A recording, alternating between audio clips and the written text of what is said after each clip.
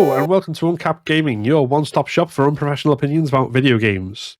On this week's episode, which is actually the last episode of our first season of the podcast, we will be talking about what I think is the culmination. I'm not sure there's anything else due now, so I think we're at the end of the June Summer Game Fest announcements. So we're basically talking about Xbox and Capcom in particular, but also kind of wrapping up everything at this point and any other things that have stuck out. So all of that kind of malarkey is what we are talking about. As ever, I'm Phil, and I am joined by my lovely, gorgeous assistants, Lloyd and Dale, who, for our audio listeners, waved when I said the names rather than... I did jazz hands. Is that jazz hands? Oh, that's jazz hands. Yeah. You need both. That's the Queen waving, mate. I don't know. I am Le Queen of Le Podcast. It's true. So you can find us lurking on Twitter, Instagram, and Facebook at UnCapt Gaming. See more of our content on YouTube and join our community at Discord, all of which are linked in the description of this episode. So even when we go away for the summer holidays, you don't have to miss us. There's still plenty of us around.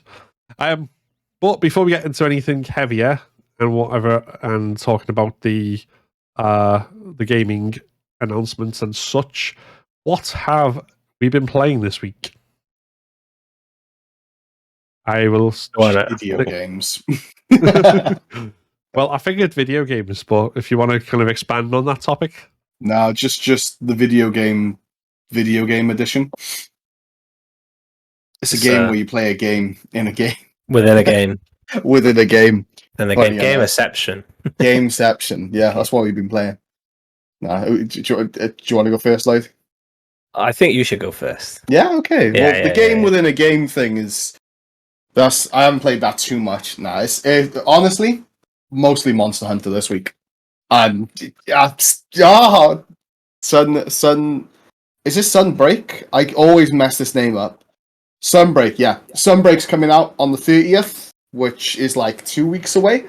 And I am so excited. Some of the things they've announced, I'll save it for when we talk about Capcom, because Capcom absolutely slayed it. Yeah, just hunting big old monsties. Doing a lot of the Apex hunts. That's why for me. I played a bit of the new Jurassic World DLC yesterday, which kind of bored me a little bit. I'm not gonna lie. It wasn't.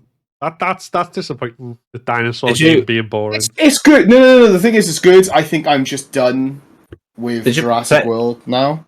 Did you play any of the? I started the campaign, and there was so much talking that it just dragged anything that I wanted to do. Maybe I'm not giving it a fair representation because I only put like 20 minutes into it. Put about an hour into the DLC itself. Looking at the new Pyroraptors are cool. Some of the new skins are fantastic, but the problem is this is just the same game with just more dinosaurs added, which should be something that excites me, but it didn't as much as I wanted it to. But again, I think that might just be me bored of the game, because I dropped Prehistoric Kingdom within 2 hours of playing it. I think it's management games for me. I can't keep my attention. I think Jurassic Park and stuff, the Frontier games are very slow in the campaigns. Yeah, and it didn't feel like it was slow because gameplay. So the game was making it slow for you because you had to do things. It was just a lot of talking to set up things for the movie. Yeah, and I was a bit like, okay, I'm not too interested in this. Yeah, I think they should how they should do it rather than have these voice actors over the top is how other management sims might have it, where it just comes up, you can kind of read what you need to, and then just click away. I think the issue is some of the things at the beginning were stinted, so it gives you the next thing until that speech is done. And there was a speech from what's his name?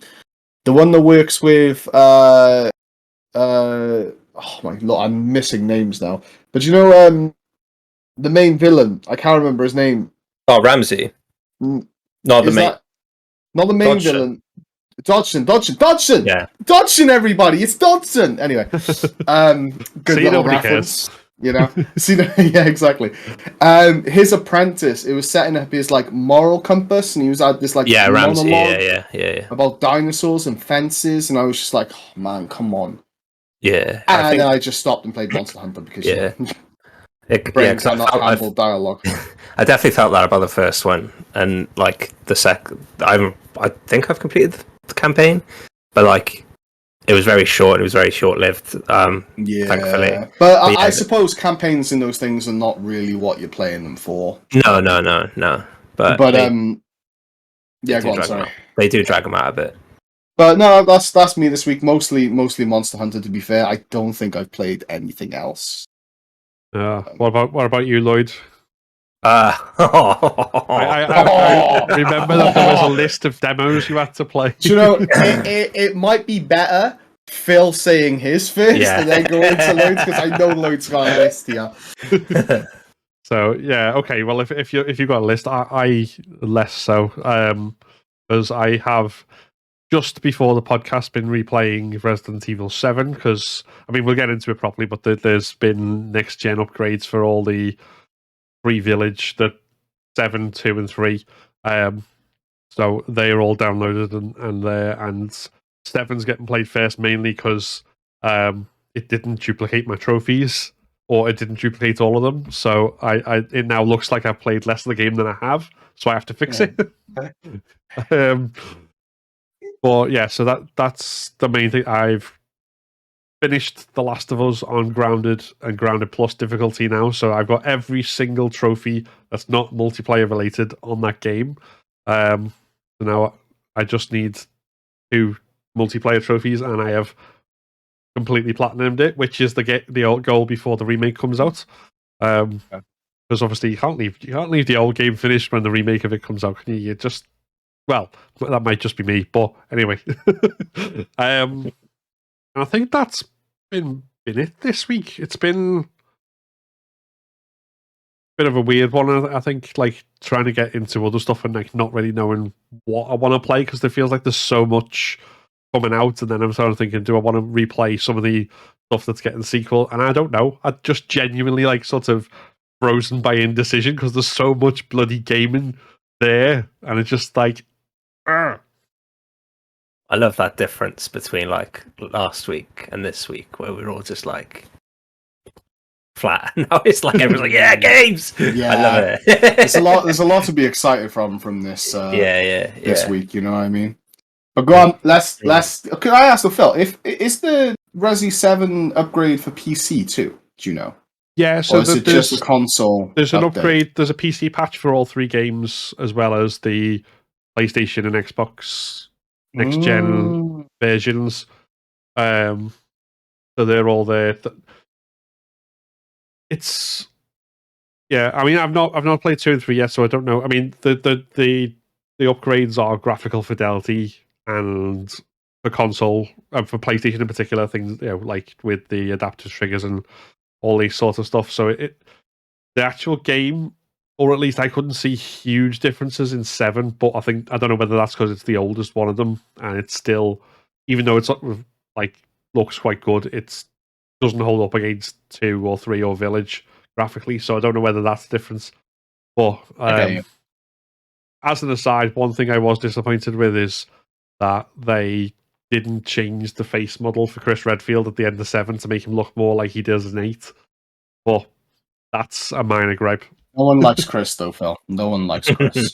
It's all about Leon. Have you seen Leon? What a guy! What a guy! Well, we'll come to Leon. We'll come to Leon. But before then, we need to hear Lloyd's. We do. Lloyd's shopping list of games. Come on, the shopping list. As you actually know, I'll start off the game I completed this week. I completed Silt, which was actually a really enjoyable couple of hours. Like, it took me like 4 hours. To be fair, on this podcast, that deserves a round of applause. I completed a game. Let's go, Lloyd. Make games shorter and cheaper so I can play them and complete them. That was really cool. There's still like a lot of questions to ask, because it just kind of left you on like a bit of a cliffhanger.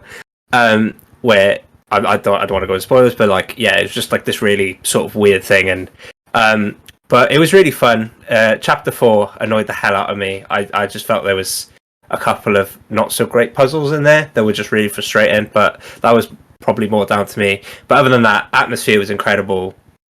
I really like the sort of idea of this like underwater library where all the mysteries are held, and you've kind of this like it doesn't, and the environmental storytelling and like how it makes you feel a bit icky because you're like touching like very disturbing things, and how they've done that in a monochromatic thing is just it's beautiful. So yeah, I'd recommend that but it is a very short experience. Like I've got like 2 more achievements to get, I think, which is complete the game without dying, and a secret achievement that I don't know what it is. So to complete that in 4 hours is okay, but it's quite cheap, so I'm not too bothered. But then we've got Steam Next Fest. My list is currently at 85 or 90, something like that, and what? Demos to get through, to try and get through. It's insane. Like, it's so good though. There's so many good, like, there's just, because what I do is I scroll through the list and then I'm just like, I want that, I want that, I want that, I want that, I want that, I want that, and they all just get added to my wish list. And yeah, so I think I'll start with the one that excited me the most, which was Zombie Cure Lab. So I saw it and I was like, this is 2 Point but with zombies, and it was nothing like 2 Point. It's like resource management, but like horde, but you get like horde attacks with zombies. So you've got to build this base like really quickly, but then you've got to cure the zombies to make extra villagers. And it was like it was really cool, very difficult because like it's hard to freeze. You have to freeze the zombies before you can cure them, and then you have to have everything set up. But I was playing it very slow and strategically, but you have to play it incredibly fast before. So you've basically got a limit until the zombies realize you're there. And that was really cool, but I did run into some bugs, unfortunately. I was recording it and I was going to make a video on it, but it couldn't happen with the bugs. I think I don't want to really show something like that isn't fully complete, but that's coming to early access, so it was kind of expected at some point. And then Devolver's new game that they announced for next year, Angerfoot. I think they all are like this because it's incredibly fast-paced. Basically, you just go around like kicking the door in originally, and then you get a gun. But it's just like really, it's kind of like speed running, almost like speed run through this area. I can't remember the game. What's the game? Not Hotline Miami. There's another one. It's kind of like My Friend Pedro in a way. Is okay. The one that was so you delayed, or a different one? I think it might have been delayed. I can't remember off the top of my head. The one that was delayed because of the Ukraine war, because the developers in Ukraine, or is it? That's replaced. That's replaced. This is from Devolver. I can't think replaced is CodeSync. But yeah, I think that was really cool. And then I think the other honourable mention from the games I played so far has to be the Cub. That was just like, it was kind of this kind of parkour-y platformer. So you have to like swing around and do your thing, but it's set in a post-apocalyptic world that has been destroyed by capitalism. So Phil might like that one. But it's set on Mars, which is really cool, and you see all like these really cool creatures, and it's just swinging around. It's like, yeah, it's just really cool, and you kind of got to slide and you got to roll, and you got to like time your roll perfectly to gain speed and stuff, and it's just really, really well done, and the music is fantastic as well. So yeah, that's my other mention. I don't want to keep you too long because I will just talk all day. But just reading them out in order, just the names would take like 3 days. Yeah, so I think I've only played about like 7 or 8 at the moment out of it. But yeah, today's been a bit of a mad day, I think. So yeah, I'm hoping to play some more tomorrow. Hopefully, get some videos recorded from them and stuff. But yeah, cool. That's my list. Lots of exciting stuff there. Then on the front of demos, it's worth mentioning the Scare Ritual, which is the kind of spiritual successor to Made of Scare. Like Made of Scare is like a first person survival horror game set in in Scare in Wales, and and the whole point of it is you go around and there's these enemies like here, so you have to be really quiet and you have to hold your breath and sneak around and stuff, which is a very good game. But they've released they're releasing a multiplayer FPS based in the same kind of world. So that's something which I think we may try at some point. But the convergence of survival horror and indie game and FPS is kind of all of our one time sort of all of our interests have aligned so perfectly. It's a nice combo. It is pretty sick. It is. Can I 360 ghosts? 360 why no scope. I mean, you could try. We'd have to find out how fast paced it is. We shall see. I don't think it'll be like Doom fast paced. Like you're not going to go doing glory kills or anything, sadly. But I'll try.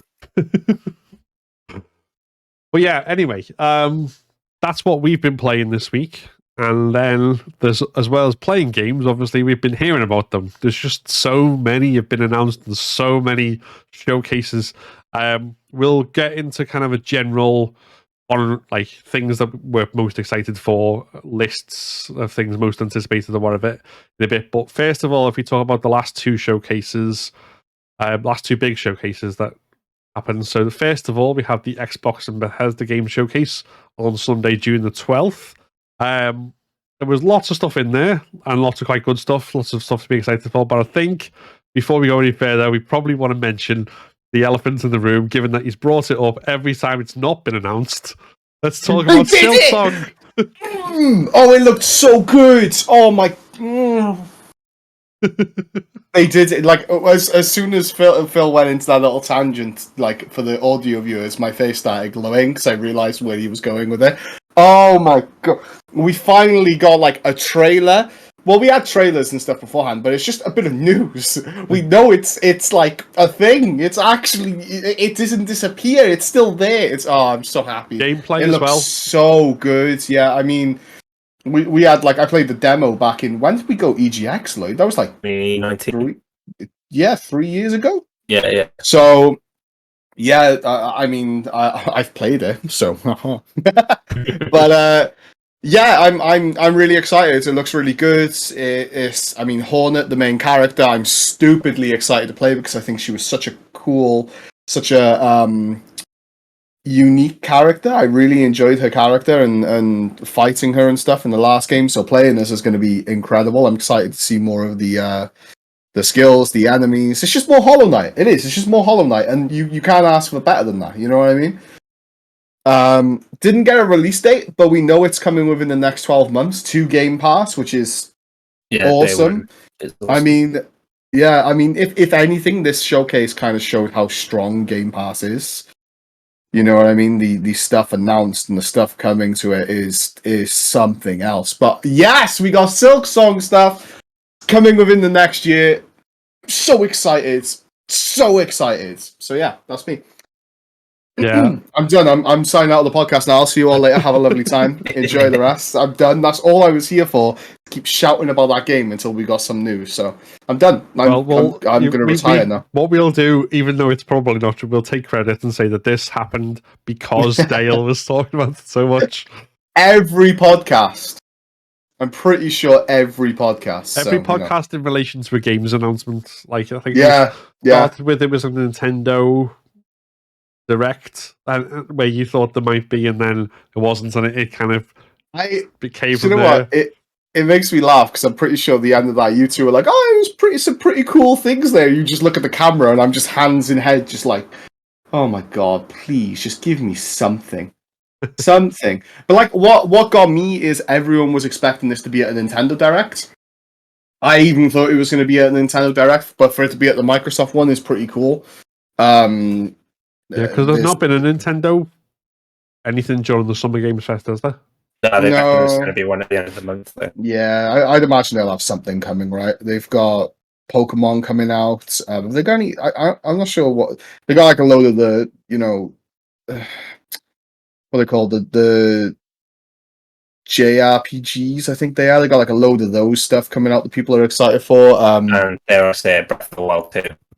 Oh yeah, that thing. I can't wait for everything to be. Oh, this is just Breath of the Wild 2 with dinosaurs. Yeah. Well, I mean, give it some credit. Breath of the Wild did invent open world RPGs. And, it did. To be fair, it did. Like weapons and I did go back and play. Before that, I did go back and play Skyrim, like the upgraded edition, like the most recent edition. And I was like, to be fair, they did take a couple of things from Breath of the Wild to put into this edition, and I was like, yeah, I can see it. You know what I mean? It did a lot for gaming, you know. Yeah, I mean, I'm not obviously not knocking Breath of the Wild itself, more the discourse around it, which is, yeah, I am this crap.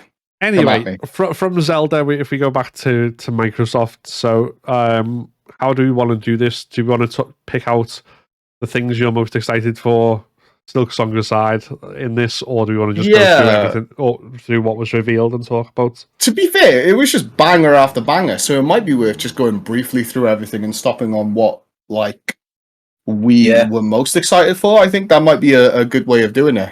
Do you have the list there, Phil? I've got it right in front of me. Look at them all. It's I do my homework.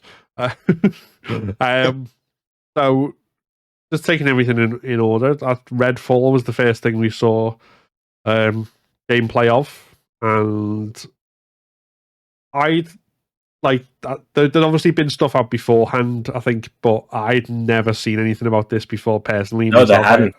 No, that was the first time, I believe. Oh, really? Was it? I really thought I was just out the loop, but like when I saw that, I was intrigued. It does look good. I don't know what you guys. I'm excited for it because it's kind of got that like Left 4 Dead sort of style, and then you've got the magic. I think there's a good combination of characters in there as well. It's not just all like one power. It's like I think it's going to be because I can't. Left 4 Dead, did they have any special like abilities or anything? I can't remember. I don't think so. No, I think they were just basic like generic characters. It didn't really matter who you were playing. It was zombies anyway, wasn't it? Left 4 Dead, rather than where vampires. Obviously, you need to be a bit more. This is the zombie spraying, spraying prey sort of thing, but with vampires. But yeah, it was like it was really cool. Where it was almost like Overwatch in a way. Like an ability shooter or a hero shooter. I'm not sure what you call it, but I get that. Yeah. So it was I think that's definitely something I'm excited to play and hopefully play with you guys and some other friends. But and it's coming to everything's coming to freaking Game Pass. So everything. It was all for $10.99 a month. How can you complain? How can you complain? You know? Yeah, I think they said as well in the extended. I watched a little bit of the extended showcase, although my attention span didn't hold because it was a lot more like interviews and stuff, and I was just But I think before I zoned out, they did mention it was co-op, which we knew, but also there's like a single player as well version if there's anyone who is completely antisocial but still wants to play it. There's that option as well. So that's cool. That said, next one after Silksong was High on Life, which looked very Morty creators, isn't it? Yeah, the one with the talking guns. Yeah. No, I kind of think this looks quite funny. I'd be interested. I think it's down my alley in that it's a shooter and it's stupid. Like it looks so stupid that I think personally I might keep an eye out on this one. It does look quite fun. To be fair, to me, but I like dumb stuff, you know. Yeah, I don't know whether it speaks to me yet. Yeah, I I think I kind of like cracked a bit of a smile and then sort of went. And that was my the top and bottom of my reaction. Yeah, no, I'm interested. I don't think it's going to be like. I think the way to look at this is like, even though they come to Game Pass, the way that I kind of value it is, would I buy it? You know, would I buy it? Because it's easy just to be like, oh yeah, I play this because it's on Game Pass. And I probably will because it's on Game Pass, but I think the best way to evaluate it is, would I buy it? And maybe it'd be a maybe for this. Yeah, I see what you mean. Well, and I think that was be one where it looks interesting, but probably not interesting enough for me to buy personally as well. Game Pass. Well, yeah. There's no point in saying it's not what I'm going to buy when it's all $10.99. No, but you don't know, there are games on this that I will get because they're on Game Pass automatically. But I will probably still. Well, there's one game that I will still probably buy, so I've got a copy of it. But that's me. So no, it's just the whole like, because it's on Game Pass, I'm going to play it. But I think the way to gauge my actual interest is, would I buy it? You know what I mean? Yeah. Because I'll give everything a shot, but well, speaking of Game Pass, the next thing that was announced, which was a huge announcement, I think in terms of pure money involved, and obviously if you're into the game itself as well, but everything from League of Legends is coming to Game Pass, basically. And Valorant, just everything, right? League of Legends, Wild Rift, and Valorant. Runeterra as well. That's nice. I think, Phil, didn't you search up how much it would cost? It was like $641. It was a ridiculous amount of money. I mean, I think it was around 650 mark. It's $654. So I don't know. That's about maybe a high end £500, something like that. Dollars are pretty close to pounds, so it's probably it's $350. I've just looked now as of today. It's £530. Sorry, pounds. £530 for £10 a month. I suppose the only thing there is I'm not sure. Like, I know from speaking to people that play Rocket League in particular, with it being on Steam and it being on Epic. Some prefer the Epic launcher, some prefer Thing because of performance issues. And I think in a game where, like, especially like Valorant, where it's, ping is stupidly important and stuff like that, it depends how good this is going to be overall. Because if you're going to get for us, for absolute, idiots that can't actually shoot properly, it makes no difference. But for when it gets to the higher end, kind of, you're playing at the peak, it does matter. So I think that's the only thing that kind of comes in here. League, I'm not sure if it affects too much. I'd imagine there is something that might change, but yeah, it's I mean, like, that's potentially like almost thousands of pounds of just pure content. Do you know what I mean? It's that's cool. That's awesome. I might even start playing League. You never know. I played it before. I know I won't, because it's the type of game that I just can't get into. Like that whole style of game is just something that I know I won't touch. Hard, man. So hard. Remember when you were saying about people that have been playing factions for a long time? Yeah. Like, League's been out a long, long time. When did League release? 2009. So you've got people who've just been like sweating that game since then. Yeah, and I mean sweating, like absolute sweatband in the game. You know what I mean? So it's very hard to get into for new players. But I suppose this might bring in a load of new players to make that new player experience better, because I know the new player experience isn't that great. So it could do things to catch that. Hopefully, it's always better when I think new players aren't put off by. That's always one of those things. Like, I think we found when we played Fortnite, and as soon as we got into like put in with experienced players, we just started dying. Absolutely getting mowed on. That was so bad. Damn. Next on the list, and again, the one I mentioned where I would buy one is this one. It's Plague Tale Requiem. Yeah, 100%. Oh, yeah. I am super excited for. I'm going to have to replay Plague Tale, the original. Finish Plague Tale. Because I've got the PS5 version now, and again, it's just like it's shown as 0%. It's like, no, I've finished that game. I'll have to show it. But you have problems, Phil. Massive problems. You need to fight your trophy hunting demons. Damn. But Plague Tale Innocence was a really good game, and this like the stuff that they've added to it in terms of the mechanics of just like being able to be a bit more aggressive and like with the stealth kills and going prone and all the different stuff is just I'm very excited for it. It looks like they're introducing a more lethal ranged weapon with the crossbow as well, which is you can see the crossbow on the back. So I'm kind of hoping they limit the ammo you get from that in a way, because I'd imagine they will. With the whole stealth aspect. Yeah, because I think that close up sort of thing made things a lot better.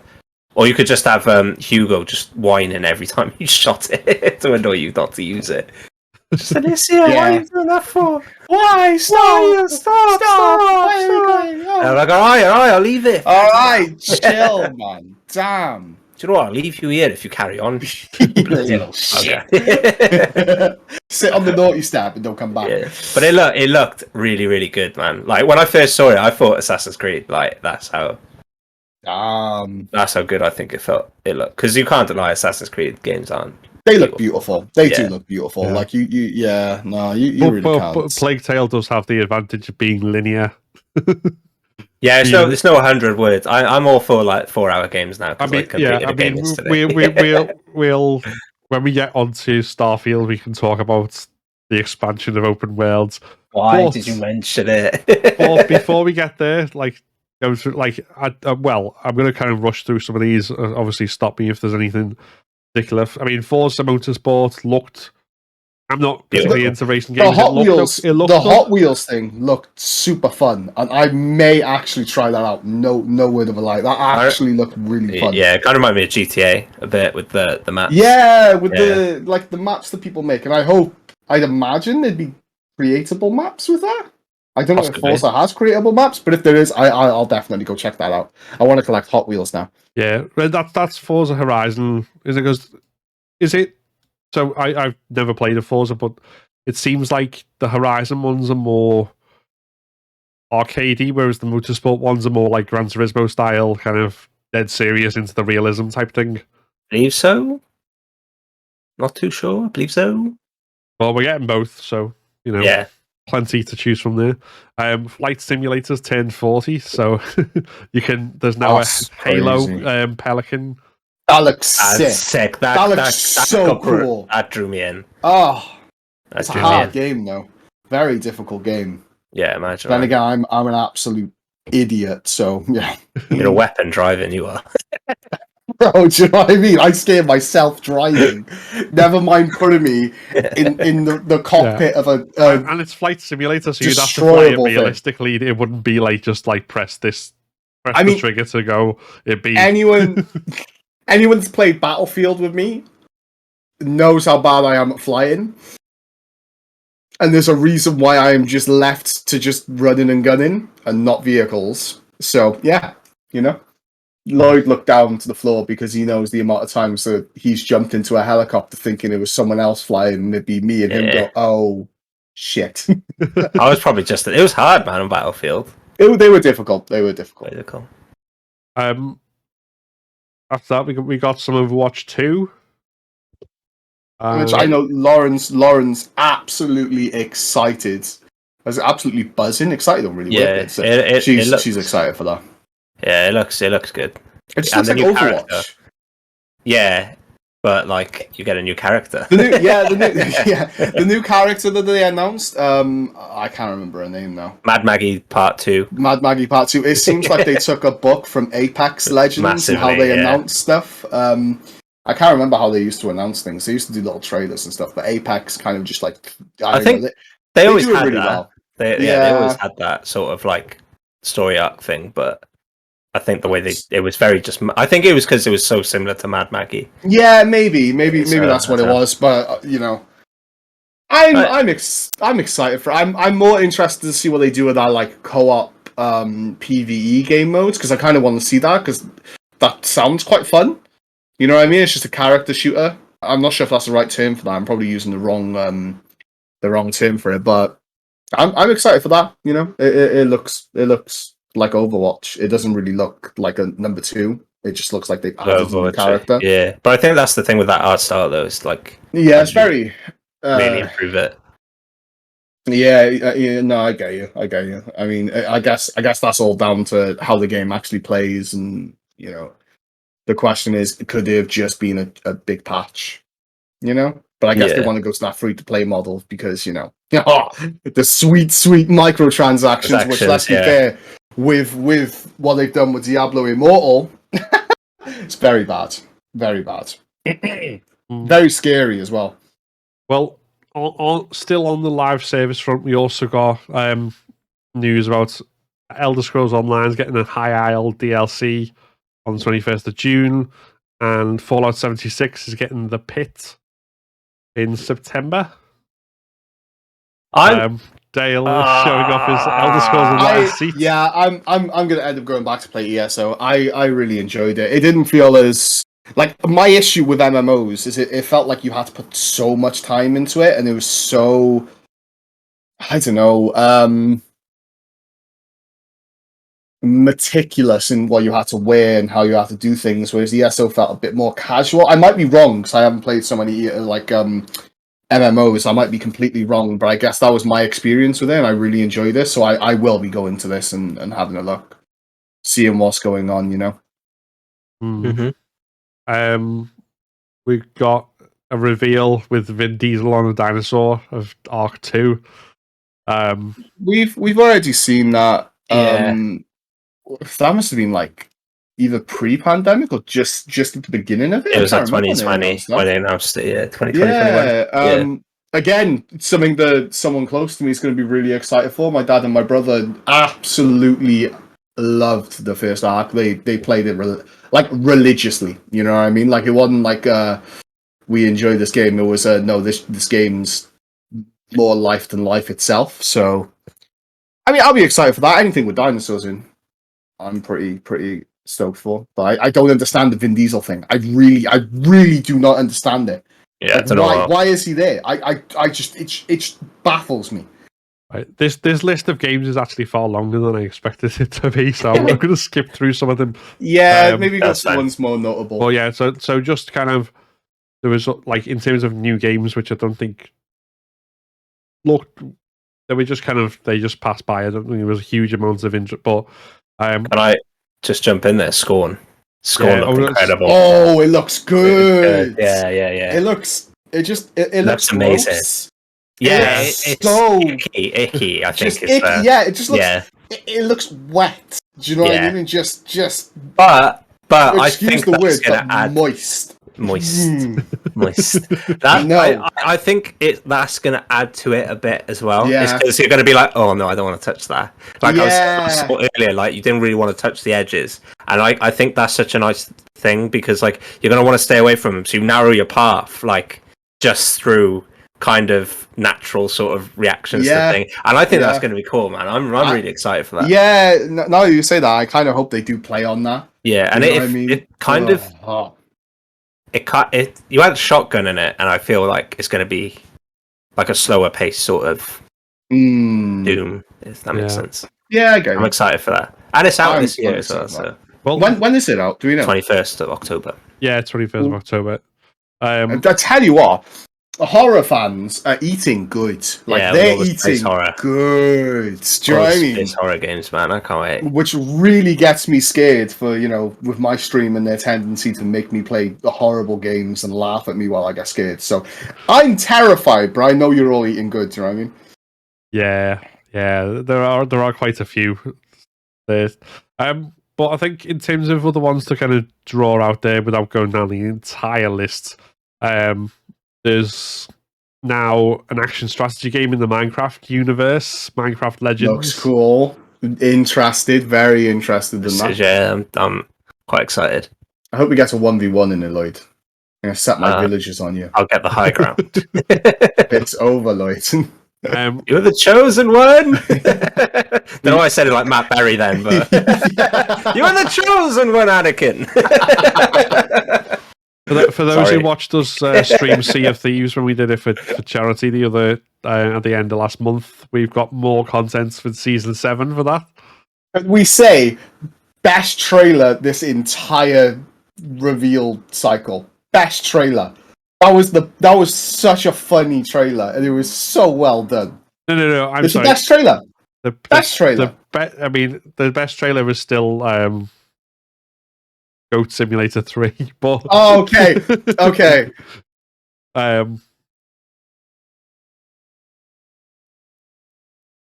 They'll just go.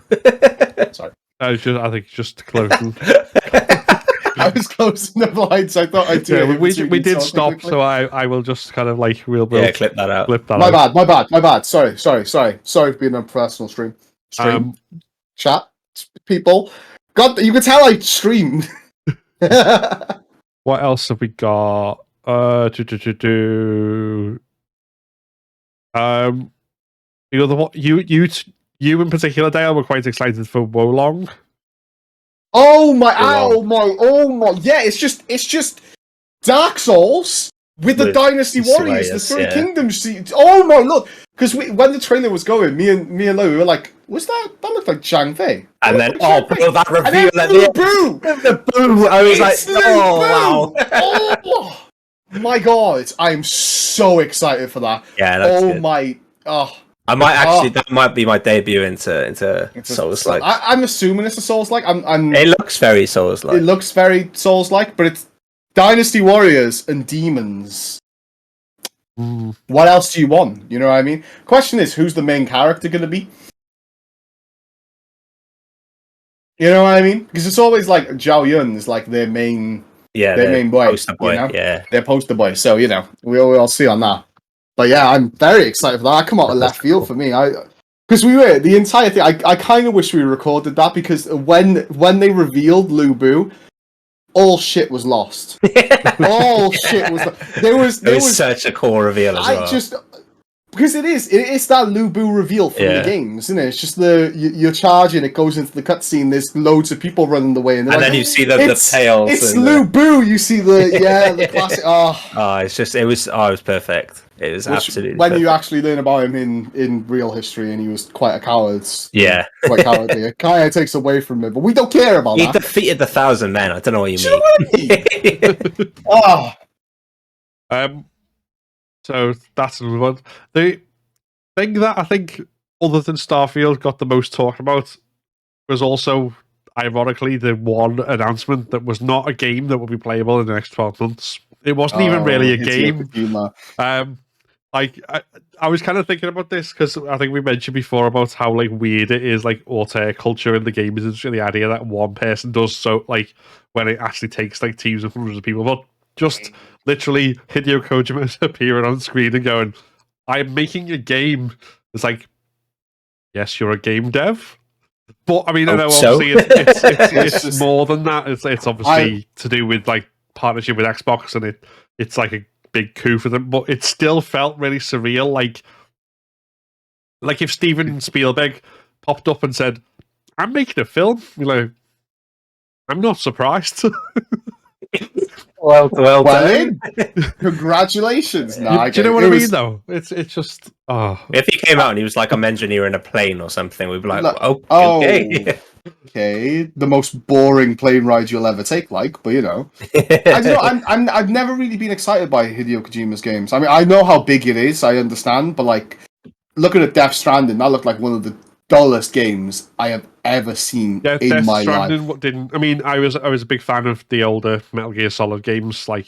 I guess Metal. I mean, you did have to sit through 4 hours of unskippable cutscenes for everything because that's how it works. But Snake. But yeah, they were still iconic and weird and fun. But then Death Stranding didn't grip me at all. So I don't know. And I'm not sure what exactly it means by being like cloud related gaming and like whether that's just it's just going to be on the cloud, isn't it? Yeah. It's just it's going to be on the Xbox Cloud. I mean, well, because he said that, a lot of people assumed that it might, because he didn't state game, so a lot of people thought it was going to be an experience. And then Major Nelson come out and was like, yeah, no, it's a game. Had to clarify, because I think a lot of people were a bit confused, you know? But like, cool. It was a really funny announcement, though, for me, because, like, obviously I like looking at the whole console wars thing because it makes me laugh. Like, I don't care, I genuinely don't, but it just makes me laugh seeing people argue about it, and, like, one of the major things was Hideo was making games for it, and it just made me giggle. Like, it really made me giggle, because it just stokes that fire a bit. And I know we don't want it going, but I adore it. I think it's so funny when people get riled up about it. Dale chooses chaos, always. I choose chaos, I love it. Like, I don't really support either way. I still think Switch is the best console, but, you know. Well, I mean, yeah, I just wanted to touch on that just purely because I felt it was really bizarre. Just that, like, game developer making game is like headlines everywhere. It sounds like something PC Gamer might put on. No, dig there. It's only because I know what's coming next. That's why. Yeah. The articles are on but this. Yes, Starfield has been announced, so there's a lot to talk about here. So, but I suspect, Lloyd, you've got a lot to say about the reactions to Starfield as much as like, right, number one, right, like PlayStation fans, why is everything just got to be negative about Xbox? Like, you've got a great set of games, be happy with that. Like, Xbox have bought Bethesda now, and I don't even think Starfield's going to be an exclusive. So why? I think it's up for debate. I don't see why you pay billions to have it on other systems personally. But I don't know. I get the negative. If it's on other systems, people buy it, and the system has to pay for it as well. I don't know. Presumably, that's more money. Yeah, but I suppose the reason for exclusives is to sell consoles. But then I guess in nothing, they don't care about console sales. But didn't they say before something about Starfield not being an exclusive? I don't know. They said the next batch of releases for Bethesda wouldn't be, and then they would see where they were after. So that's where I'm coming from with that. Starfield will release exclusively on Xbox Series X, PC on November the 11th. So it could just be a early thing though. Wait, November exclusive 11, or was it? They changed that to 23rd to 2023, haven't they? Oh, okay, but this is that's the original date. Article from Tech Radar. The states that it will be.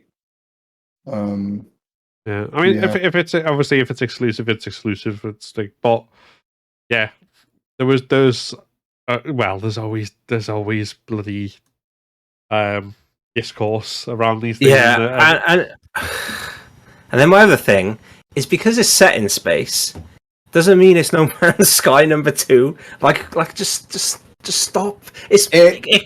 But don't you know, Lloyd, every game there's similarities. Every game is the game that it looks like from before, no matter what. Yeah, but then you could just say like No Man's Sky is Mass Effect expanded. Do you know what I mean? Like you could go on and on and on, and but then it's just like, and then you got PC gamers shoving their like 5 pence in, going, "Oh, it's going to be boring." Why? Because there's 1,000 worlds, and it's just like, it's similar.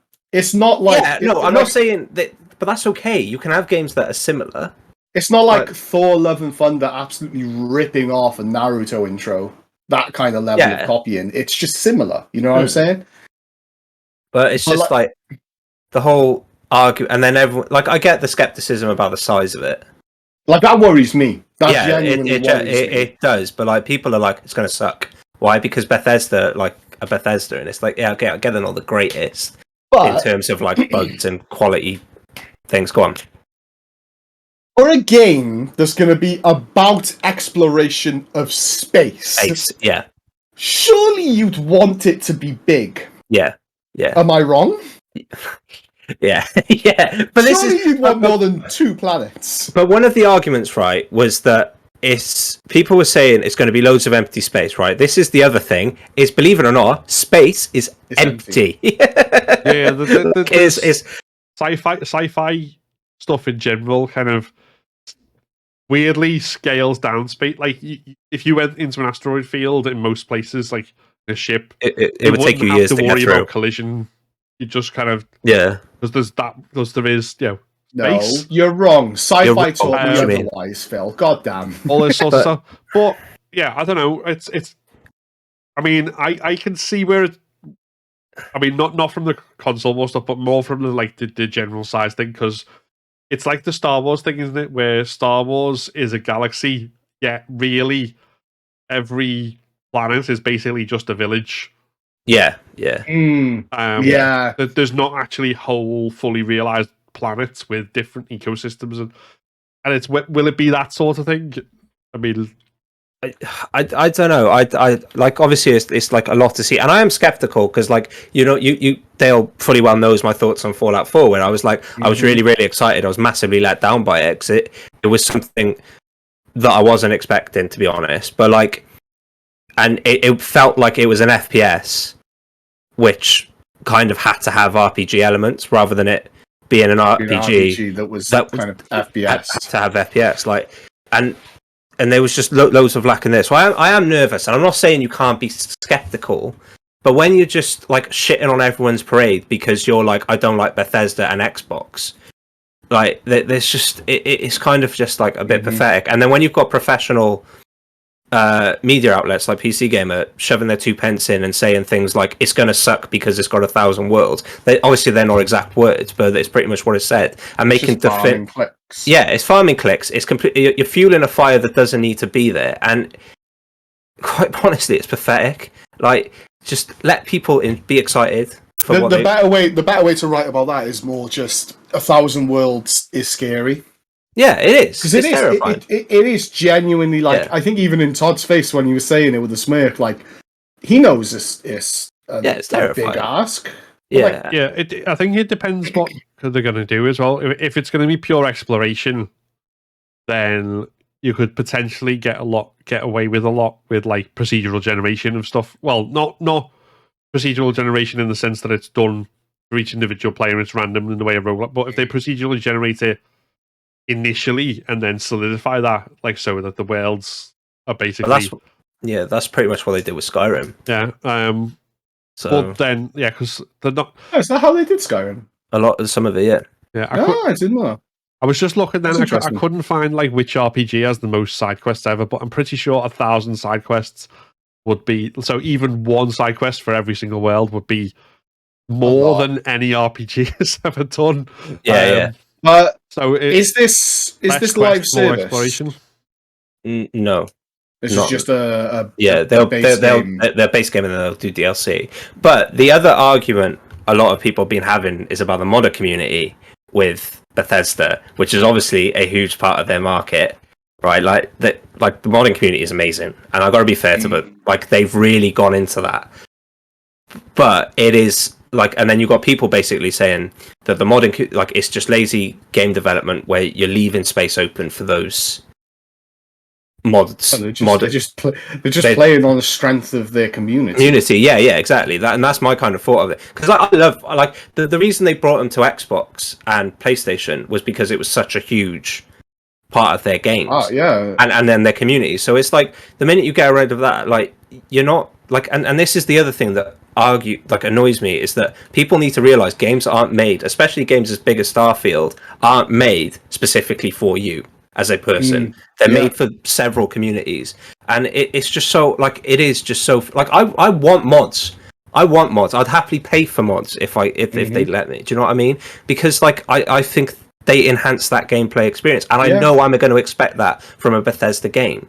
So if you're going, it's lazy, but then, like, surely they've done in previous games. This is where, like, that maturity level needs to come in with gamers, and I don't think it will ever, because we are immature, let's be fair. But, like, I don't like mods. Not that I dislike mods. I don't like using mods, because I like to play a base experience, and I like, straying from that kind of feels weird to me. But I'm like, if you're going to put mods in the game, put mods in the game. Like, go for it. That's cool. Go, like, enjoy your game how you want to enjoy your game. Yeah, and that's the great thing about mods. It allows you to. Exactly. It allows you to, because you don't have to change the graphics. You don't have to change the weather system. You can just add the couple of quests that they might have made, or you can add that place in there, and you can make it your own experience. And that's personally why I love it, is because there is that level of customization within reason. And what else do you want from this open, massive world that is made for exploration for you to do? I'm not sure how it's gonna, the gameplay loop and how all that's gonna work, but I imagine it's gonna be like, if you want to be like, I don't know, you want to trade more than anything, you carry cargo, you can edit your ship in so many different ways, and I imagine that's going to come into the gameplay. Like, there's, what's the space game called that I couldn't take off in because I was such an idiot and I didn't know how to fly the ship? I can't remember. But I know my cousin's massive into it, and, like, that's all about, like, if you want to be a pirate, go be a pirate. If you want to do trade routes, go do trade routes. If you want to, like, I don't know, visit things and I don't know, do quests like that, do that. Play it how you want to play it. You know what I mean? It's an RPG as well. Like, you are literally supposed to. That's how you're meant to play the game. Yeah, and it's just like it is almost like, I don't like this because I haven't got it my way, and I want to play this character. And you can do that, believe it or not. You don't have to go and explore the 1,000 worlds. Like, you don't have to. You could probably be happy visiting 4 or 5 planets. Yeah. You know what I mean? And they could have...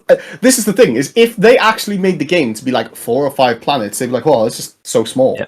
But you know what the best thing about this? One of the biggest complaints about Andromeda, Mass Effect Andromeda, was there wasn't enough planets. Do you know what I mean? Like, so it's just like, if you did 10 planets, people would be going, oh, well, like Skyrim took me 500 hours or whatever to fully complete. Why haven't I got that for, the same, if not more money? Didn't Todd come out and say something like, it'll take, I'm not sure if this is accurate, but like, he released how long it take for the main story. I'm not sure if it was like 30 or 60 hours. It wasn't probably, I don't know, too long. That's a standard sort 30, of RPG main quest line. AAA, but yeah, it's just like, it's so because like I think I'm getting fed up of it now because I see it with Star Wars. Sorry, like I'm seeing it with Star Wars, I'm seeing it with gaming, and it's just like I can't go and like enjoy things anymore because I go on the internet, and like obviously as a content creator I need to be on the internet, and then I just see all this shit, and it's just like, it's like Miss Marvel, like, they're complaining that she's from Pakistan, right? And then like Obi-Wan, they're complaining about Reva, and then it's just like all this stuff going on, and it's just like so exhausting. Like, I just want to go on the internet and go, do you know what? I like games, and this week has been so good. Like, with the amount of games, indies, AAAs, whatever, it's been great. And you've just got people bickering over petty shit. Like, it's so boring. Go off. It's so boring. I'm just it is. It's that thing of no matter how good something is, people are always like the one thing. Like you remember at the beginning of the year how much I was singing Elden Ring's praise. I loved that. I still think there's not going to be much that can stand for that game. There were still people like, oh, if you use sorcery, you're playing the game on easy mode. Or if you do this, you're making it. It's like it's an RPG, man. Yeah. Let me play my game. Let me do how I feel is fun. Like. I will say time and time again, I'm all up for criticism, but the minute you kind of take it into that thing of I'm just bitching because I don't like it, and like, well, obviously if you don't like it, you don't like it. But rain on someone else's parade. It's parade, yeah. Like if you like, it's so like, if you turned around to me and said I don't mind, I don't like this game because XX and X, right? And it was constructive, and there was like a reason why you like it, how you would rather have it. I'd be like, do you know what? Fair enough. But then if you were like, I've heard you dirty too big. If you're like, I don't like it, why? Because I don't like it. And then you're like, all right, then go fuck yourself. Yeah. Like, do you know what I mean? Yeah. It's just this is like, I mean, the sort of constant around these things is everyone, like, I don't know if you watched like comments on the side of like the whole showcase as it was happening, like lots of things, people excited, and it was like if you were getting what was happening purely from like the live chat, you would get a completely different version of that showcase because it was just the people going, "Oh, this is so cringe. Oh, this is so boring. Oh, this is so the L." And it's just like that was the best showcase. That was the best showcase. That had the best games. Okay. Wait, what was the first? Capcom, I think he's going to say. Capcom. Listen, no. Capcom was mwah. But the Microsoft one was just the best. There was the best announcements, the best games there, the biggest games. It was, and the fact that people were like, oh my god, this is an L thing. It's like it's not, is it? To be fair, it's not. Yeah. You're just being a dick for being a dick. sake. No, it doesn't make sense, but you know what I mean. Yeah, but I mean, there's an extent to which there'll always be that sort of person, but there's also an extent where it feels like it's amplified. It feels like they're getting louder and louder. And it's like, okay, yeah, feel free to like or not like whatever you want, but you don't need to use that to just piss on other people. Just let people enjoy things. Again, I feel like there's a message through this podcast. Let people enjoy the things they enjoy. Yeah. It's an awkward one because I don't want to be like, oh, you can't say anything negative, like you can't criticize, but at the same time, I just think some people just take it so far. And it's shit that we would have done when we were like 16, 17, when we were younger, and like, like I used to be really bad for the Xbox PlayStation thing, like really bad. I used to hate it, like, oh, you've got it, oh no, but like, what's the point? It does nothing. It accomplishes nothing. Yeah, because that's what I really liked about like last week's podcast was I felt at the beginning we were very much like completely trained out, and then being like, oh, that's crap, and then we were like looking at reasons why. Yeah, and, it was critical. Yeah, the that word. Yes, it wasn't just that was crap. That was bad. I think I said it was bad, but like I said, why I thought it was bad. You know what I mean? It's not. It's bad because it's big. Oh, okay. Cool. I don't know. Sorry, go suck your thumb and shut up. Like no one cares. No. The rant was good. The rant was, I think, necessary. It was needed. Lloyd's retiring now. I'm going to bed. But have you any kind of final thoughts on Starfield itself or any of that before we move on to? It looks decent. It looks decent, and I'm excited. I'm interested. To see more. And yeah. I mean, Lloyd, you know how hard it is to get me interested in a sci-fi game. Yeah, definitely. And I'm interested. I'm a sci-fi boy, but it's just like I'm like sci-fi boy. If Mass Effect is announced next year, I'm done for the year. I'm not playing any more games. Like I'm really excited. Are they remastering or remaking Mass Effect? Wait, what was the announcement? I can't remember. There's number 5 coming. Okay. I thought it might have been a remake. Anyway, so if we move, like, obviously after that we had the day after we had the Capcom Showcase. Before we get into there were basically 2 big talking points, which is my favorite talking point and Dale's favorite talking point. We're Capcom boys. before we got into them, there were also 2 other announcements in there, which I just mentioned very briefly because I don't think there was much to say. One was that there's going to be a celebratory live stream to celebrate 10 years of Dragon's Dogma, which I've never played, so I know nothing about. And also, it doesn't seem like there's going to be any new content relating to it. They're just going, yay, it's 10 years old. So that's the thing that's there. But I guess if you're a fan of that, like the list I'm looking at, the headline of that section is Dragon's Dogma fans still waiting for a sequel. So they're obviously being left out in the cold with that. Maybe maybe they thought that it's the 10-year anniversary. Maybe they thought that's the place to announce it, not in a thing beforehand. Maybe it felt better to do it that way.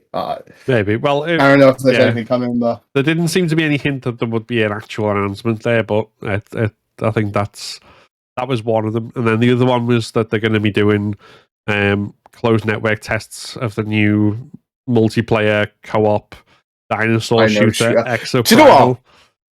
I'm interested. Yeah. I am interested because it looks so dumb. It looks so dumb. Like, I haven't got a Scooby where this idea came from, but I kind of want to try it. You know? See, I think I come at that from the opposite because it looks like the premise was interesting for like a half second, and then like the actual gameplay they showed of the dinosaurs just kind of like falling over each other like in like a sea. It just looked like the bad kind of daft, if that makes sense. Yeah. It looks like it's going to be a proper dopamine rush though, just gunning it all down. Do you know what I mean? That's what I'm excited for. We'll let you be the test dummy to see if it's actually any good. But yeah, so that was. But obviously, those were the things that probably we weren't necessarily interested in. But we opened the show with the Monster Hunter Rise Sunbreak. Oh, and there's a demo coming on. It's out now. Oh yeah, it was out on the 14th. So Dale, go. So the main thing of this is just like we know the flagship monster. We know a few of the things coming in. So this was just dropping banger after banger after banger after banger after banger. Oh my lord, there's so many good things to like hunt, and I need to get a list of the stuff announced. But the main thing, kind of everyone was waiting for, or kind of hoping for. Sorry, just a second. Rise is Sunbreak, innit? There you go, cool. The main thing was Gore Magala. Gore Magala, which is the flagship from Monster Hunter 4, is back, and it's such a cool monster because I don't think it has eyes. I think it sees by like vibration stuff, so it things like that. But that's not the main thing of it. The main thing of it is it has this frenzy thing about it, this frenzy aura that sets everything into a frenzy mode. So I'm wondering whether we'll get those frenzied monsters. I think that was the thing. I can remember for a little bit, but it was just a fun fight, man. It was so good. So I'm excited for that to come back. We also got Espinas, I think it's called. Is that what it's called? Yeah, Espinas. Espinas. I think I'm pronouncing that wrong. It's a game from Monster Hunter Frontiers, which was like a Japanese PC game. And it was like a big one from that, which I don't think we ever got to play properly in like the West. So excited to hunt that. That looks so cool. The jungle's coming back from Monster Hunter 2, which is a bit of massive nostalgia for me. We got Velociprey, which is one of the first like Prey, the raptor monsters coming back. So maybe Velocidrome's coming back. Diamo Hermitaur's coming back. I'm losing my. I'm so excited. The Hermitaur's coming back. Yeah, the crabs, and we saw him ride it, man. Which maybe because Diamo Hermitaur has the Monobloss thing on the back of it, maybe we're gonna get the Monobloss back, which is the single horn Diablos. There's loads, man. A Stalos looks so cool. I don't think I ever hunted a Stalos in my past, so I'm excited to take that on. Yeah, man. We got confirmation that there's gonna be 3 big updates. The first one, which will be with Lucent Nagakuga, which is like a white Nagakuga. That's going to be coming with a new area, with new monsters, and then there's going to be another massive update, and then another one. So there's 3 big updates. I am so excited. Like, oh my god. Sorry, I'll chill up now. But yeah, it looks good. It looks really good. I can't remember if there was anything else announced in it. Malzeno, we can go hunt now, which is the flagship of this expansion, which is the like Dracula dragon, which looks really, really cool. I've not hunted it yet. I've not hunted anything in it yet. But yeah. Oh. You know, and Espinas, the monster, enjoys a quiet life and sleeps peacefully. Which and then kind of sounds like something I want. And then you go bop it on the head with a giant hammer. So you know, but yeah, I'm stupidly excited for this. Holy, woo! Yeah, sorry. Well, it's good to be excited, and I think the demo as well they said like there's a set number of missions, but you can play them as many times as you like. It's not actually a time limited demo like a lot of demos are now. So that's quite. It's cool, and we get to hunt the flagship in there too. Like that's cool. I think we got to in the other demos, but I think that's really cool. The big selling point monster that all the marketing's about, you can actually just go hunt. That's really, really cool. So it gives you a good rundown of what like easy hunt, a medium hunt, a hard hunt, and then an expert hunt would be. And that's really cool for a demo. It gives you quite a breakdown of like, look, this game gets progressively harder and you're going to have to learn how to fight multiple things. It's not going to just be like, yo, hunt this one thing. Maybe you can see if you're good enough for it. It's giving you a good breakdown. So I'm quite excited, not going to lie. Cool. Anything to add, Lloyd? I didn't see the trailer. I missed Capcom. I'm not going to lie, it's why I've been really quiet. Fair enough. I was busy playing demos. I'm sorry. Well, you've got a new demo to play now in Monster Hunter Rise. Yeah, it's the that's a bit, make it 86 demos you got to play. The company makes too much money. I can't play it. Sorry. What are you on about? This is clearly an indie game. Jeez, clearly. So yeah, so that was obviously Monster Hunter, and then we closed out the show with all of the Resident Evil news that anyone could want ever. I think it's safe to say. So last June they said, and it was literally just like a title card thing saying we're working on a DLC for Resident Evil Village, and then we heard absolutely nothing since. And in the meantime as well, REverse, which is the multiplayer PvP, which was supposed to launch with Village, kind of after its initial open beta, just kind of got pushed back and then just indefinite. And now we know that the DLC and REverse are both coming out on October 28th. That's quite exciting because there's basically 4 separate things there. So you get to replay the main campaign of Village in third person, which is quite cool. Something a lot of people have been asking. It'll be interesting to see how that works because I know obviously the way the game was designed and a lot of the scares and stuff were designed for first person. So whether it takes a little bit of the shock factor out of it, I don't know, but we shall see. Then for the side mode, the Mercenaries, the shooter mode, which is generally a barrel of fun anyway, but they only add Ethan as a playable character, so they've now added Chris Redfield, Heisenberg, and Lady Dimitrescu as all as playable characters. Cool. So you like Chris, obviously you go around and like do the sort of with his guns. Heisenberg, you've got the big hammer to whack people. Lady Dimitrescu's got the claws, but I'm pretty sure there was also a bit in the preview they showed where she like lobbed like her big gold dresser at someone. Like yeah, cool. Shook. So that's going to be cool. But I think the biggest part of that, and certainly the part that's got me most interested, is the new story DLC where you get to play as Ethan's daughter Rose 16 years later, and you go into it seems to be like you go into the consciousness of the Megamycete, which is the mold thing which makes all the monsters, to try and cure it, and then you see all sorts of weird stuff. You revisit Castle Dimitrescu. There looked like there was a bit where you revisit the Resident Evil 2 labs as well. I don't know. But when you played it through, Dale, like, you know, the Duke, did you do the thing where you throw a pipe bomb at him and like he just sort of laughs and says it tickles?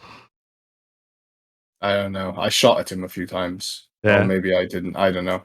I didn't like him though. He creeped me out. And he seems to be a baddie now in this version. I guess you just kind of see left with him his there, right? with his mask on, and he like raising these molded up. Because he'd be like the only kind of main thing there, really, because you killed everyone, right? Yeah. Well, there was so apparently initially he was meant to be a fifth lord of the village, and then they kind of didn't mention it or scrapped it or whatever.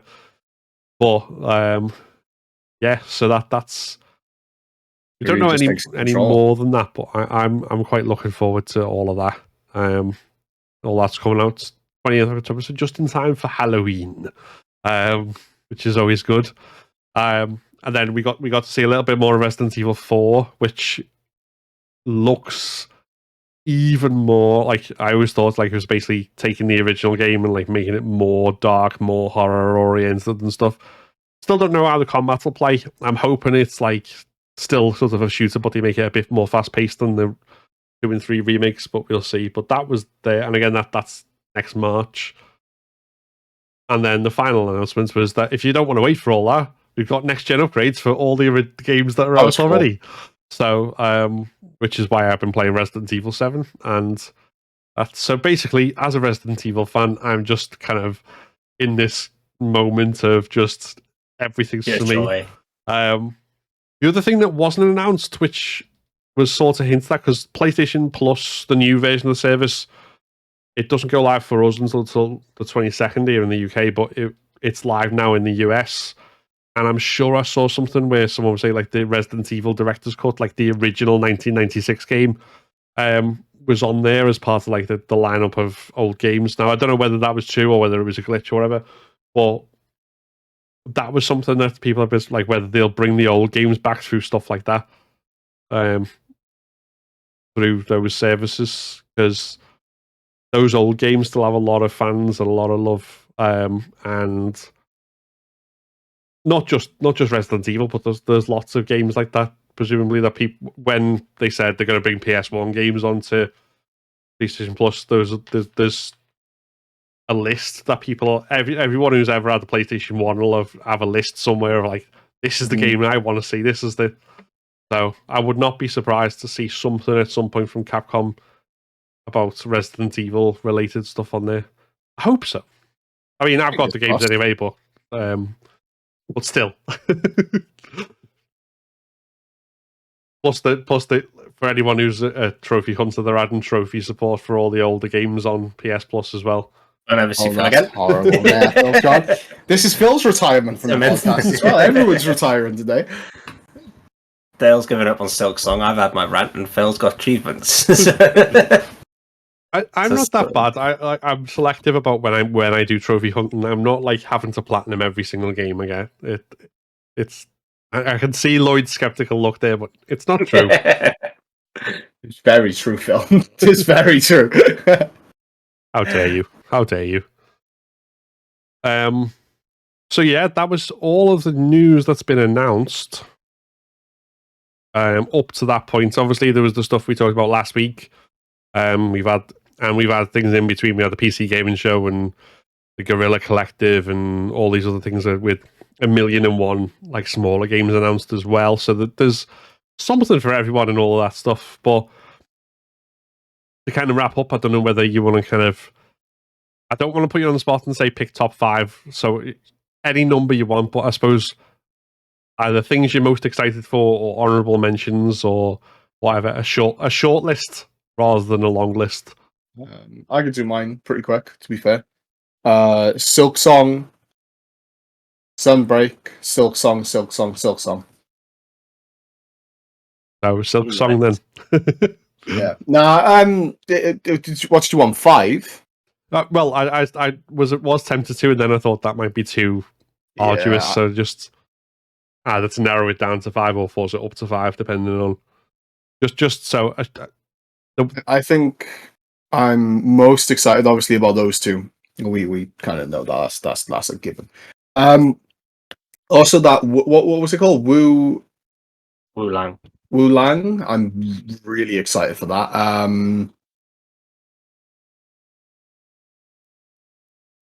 Redfall, I'm quite excited for. I think that might be some fun. And yeah, I think there's some stuff that's missing me, but I think they're kind of like my standouts, to be fair. And I guess Starfield, because I'm interested, you know. Lloyd, yeah. Is this just from Xbox and Capcom? Well, from the whole. Oh, now you're asking. That's why I said I didn't want to. I'm going to go with Starfield, Redfall, Scorn.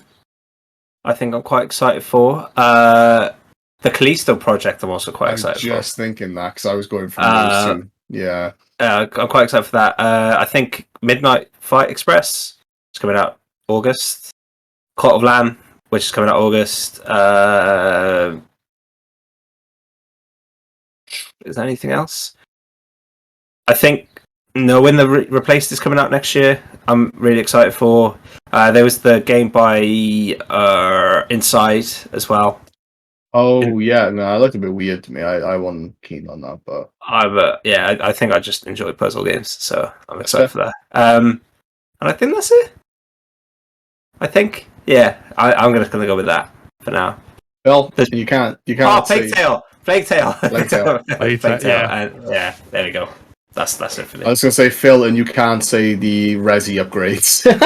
Yeah, they don't count. Resi. Well, if I say Resi 1, 2, 3, 4, 5, 6, 7, biohazard. Yeah, I mean, other than the obvious, like in terms of The Last of Us remake and the Resident Evil 4 remake and the Resident Evil Village DLC and all that, I think the other ones that had like Plague Tale Requiem, Callisto Protocol, What was that one that was like the horror that was grotesque called again? Like where it was all a bit gross. Scorn. That looks good. Stray, I'm looking forward to because it comes out on my birthday and it's about a cat. That's the only reasons I need. Comes out on my birthday and it's about a cat. So now you know when my birthday is. If anyone wants to send me presents, let me know and I'll create an Amazon wish list. Trying to think what else. I mean, there's a lot of stuff that looked good, but in terms of stuff that I'm definitely going to be kind of going out and buying day one type thing, that's a little, probably a little shorter as far as the list goes. And all of a sudden I'm drawing a blank on what else there was. Games, yeah. I'm gonna buy games. That's what I'm gonna do. But yeah, I think they're probably the main ones that were announced during this. Callisto Protocol is the biggest one that's not of my two obvious favorite franchises. And again, Plague Tale, just because that just looks good. But at the same time, I will definitely be giving like Redfall a go, and Starfield scares me just from the size of it, so I don't know whether I will or not, but depending on what other people think of it, I may dip my toe in. We shall see. It'll be there on Game Pass waiting when it comes out, so you just sort of go, okay, let's see what this is all about. But yeah, I think that's probably the main ones. Nice. I think it's generally going to be a good 12 months and the rest. Yeah, over the next year or so. So I'm excited. Yeah, the list of games which have a definite release date, which weren't even mentioned, is slightly longer than that. So from like next week, I get Sonic Origins. There'll be Forspoken out in September as well as the. Mm-hmm. So I'm just going to not stop having a game to play. There is one thing I would like to say. Todd Howard said, I don't know if Dale might like this, but basically he said that Elder Scrolls 6 is next on the announcement list, and then Fallout 5. So we might get Elder Scrolls 6 next year. Just putting that out. No, I don't think we'll get the game next year. No, like just announcement. Yeah. Let's go. Sorry. Could you imagine that, just to top off an amazing game? Yeah. Just imagine. We get into just exploring your 90th planet in Starfield. Do you know what? And then you realise it's just too big. It's just too big. It's just too big. Do you know what? And then we realise it's just exactly the same as No Man's Sky, but we don't want the same. We want Elder Scrolls 6. That's what we want. So, no digs there at all. Maybe there's a middle ground though between like only having 5 planets and having 1,000. Maybe it's like 200. Yeah, no, 1,000 did scare me. If he was like, "Oh, there's 100 different planets," let's just see what it depends how they do it. Yeah, we don't know. We don't know what's going to happen. We don't know what it's going to be like. So there's no point at the beginning to be like, "Oh, it's crap," because you don't know. You don't know. Let me just use my future vision to tell you right now, objectively, because obviously these things can be measured objective and not entirely subjective. But now we'll see. Even stuff that I wouldn't buy, there's plenty there that I'm at least intrigued in. So, and I think that's the case for all of us. That objective subjective thing's annoying, you know. It's really hard to be objective about. There's only one objectively bad game, and that's Cyberpunk. I wasn't sure which way you're going to go with that, whether you're going to say Cyberpunk or Dynasty Warriors 9, but why did there's 2 objectively bad games. Wait, why did you mention that? Well, anyway, we'll move past this. I can't believe you brought that up. I forgot about that game, and there's a reason. Yeah. So, in terms of the Summer of Gaming, Summer Game Fest, whatever it's called, the general big slew of announcement-y stuff, is there anything else that you want to draw out from it to talk about? Either of you? No, I'm all announced out. Yeah. That's fair. Me too. And what about any other news in general? Anything else? I mean, kind of away from the news. I'm not going to lie. There's just been announcements. I think I haven't seen anything of. I was trying to look to see if there was anything we might have missed, but I don't think there is really. No, I don't think there's probably stuff. Have you seen they're doing a Barbie movie? Yeah, they've been announcing that for ages. Yeah, I didn't know about it until they released these pictures of Ryan Gosling as Ken. Yeah, and Harley Quinn's Barbie, I think. Harley Quinn, Margot Robbie. Harley Quinn herself. Just she comes in. That's a really weird note to like go to from like game announcements to like there's a Barbie movie. I scroll through my let's go Barbie. My Twitter and people are talking about it. You know, is that the picture where he's got like literally the Ken box as well? But but that's very Ken. Do you know what I mean? Yeah. It's just Ken. Just leave Ken alone. Ken can do what he wants. Do you know what I mean? Do you know what I mean? Just leave him be. Leave him be. I don't know. That's somewhat right. Let's stop before he comes up with another film. Because producers make films. So are we happy to like leave things there then, or do we don't want to do any more bizarre movies that are being made? Okay. Well, in that case, that's it. Not only for this week's episode, but also for the first season of UnCapt podcast. So we will be back. Make sure you be back. Make sure you subscribe to the podcast, because as well as being back in for our second season, probably after the summer holidays, we've still got to finish. You've got to play this with Last of Us, which will be the next episode. Will be in 2 weeks' time, and we may also have other random special episodes if big stuff happens that we've got to talk about. So we're not going away completely, and you can still find every episode if you haven't listened to them already. If you want to go back and listen to all of our ramblings on your favorite podcast service or on our YouTube channel, and you can look at all our additional content about reviews, previews, commentary, everything that we've put out. So check the links in the description for all this, and make sure you find us on social media and join our Discord server, and we'll never truly go away. So thank you very much for listening, and we will see you all when we are next in the neighborhood. What the hell? Jeez. Next time it didn't seem right because we're ending like the season, but yeah. See you on the other side, guys. Season 2, I come back with superpowers. See you all later. Spoilers. Does he return from the dead? Has he got plot armor? Find out in season 2 of UnCapt Gaming. Bye. Bye.